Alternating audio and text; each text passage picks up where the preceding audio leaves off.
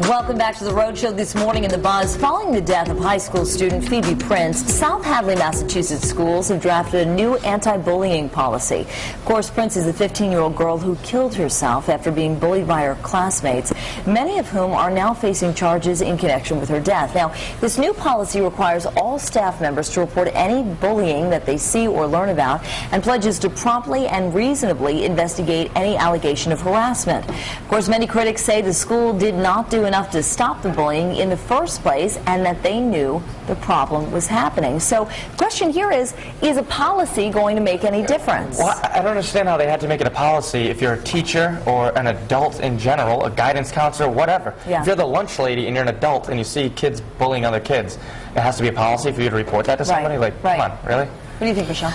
I think the second part of that is great. The fact that they are going to investigate every allegation that comes up. I mean, they should be, because this is really serious. I think the hard part about it is that the bullying, I mean, what we grew up with in high school, the bullying ended when you walked out of the school doors a lot of days. But now it continues in all of these social media that we have. And so I think, how do you police that? Well, and the other thing, too, is I think that there's an idea in mind of, well, it happens. You know, everything's okay. And so at least to have this dialogue of heightening the awareness, I think is a good thing. But I mean, so many times in the media, you know, as a reporter I've seen, when there's some sort of a fallout, and then everybody jumps on board to say we're changing this policy and that policy, and nothing ever happens. So I'd really like to hope that people will intervene and be sensitive to the needs of these kids who are being picked on.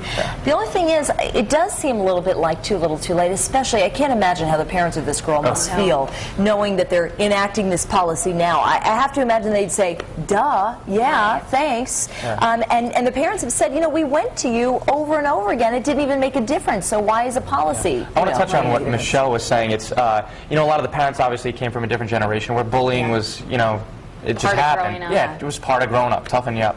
But like you said, it doesn't have the ramifications it does now in terms of when you go home and you go to check your Facebook account and you get hate mail, and then you log on line to do whatever, and everybody's popping up, you know, making fun of you or what have you. I mean, and text messages and everything. It never ends. You can't get away and I've seen lots of kids in high school where, you know, they're not giving out their cell phone number, but they have a friend who they think is a friend who's not really a friend, and who gives out the number, and the next thing you know, they're getting text messages because the number's been passed around, and it's terrible. Definitely. You know, I mean, go ahead. I was going to say that, at least for Phoebe's parents, the fact that this has been brought to a national level, and we have seen where it possibly has already saved the lives of other students, because now parents are saying, maybe this is serious, maybe my child and the bullying, maybe it is feeling out of control for them. So at least they have that, where it's hopefully made a difference for some families. It's a shame that it had to happen like this, but how many times do tragic things like this, it takes something like this to kind of get the wheels in motion? And the sad thing is her parents were saying, we don't want it to come to this. You know, that's why we are going to you.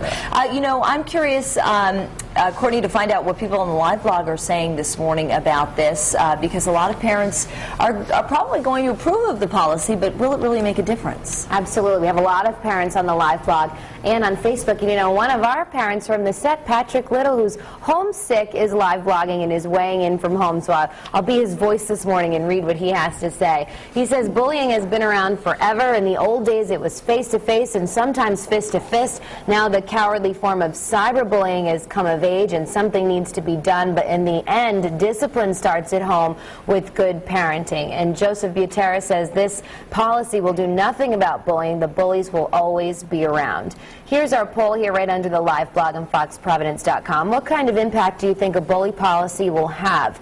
A, more bullies will be reprimanded. B, students will bully less. C, no impact, bullying will still exist. Or D, impact at first, but later forgotten. You can read more about that story there in South Hadley. I've posted that on the website as well. Here's a snapshot of our Facebook page. Some of our friends have weighed in about a half hour ago. This one's from Erin Scorpio, and she said, hopefully it will help deter bullying as long as they make the punishment severe enough. And Rhonda Kessler says the bullying policy also needs to be part of the curriculum. And Pamela Burkett says she thinks it's a great start, but all must adhere to the policy, parents, teachers, and students. And that's a good point. There's a lot of people involved in situations like this. So if you guys want to weigh in at home in the poll, you can do so. I'll have those results in about a half hour. For now, back to the kitchen. Lily, what's happening? It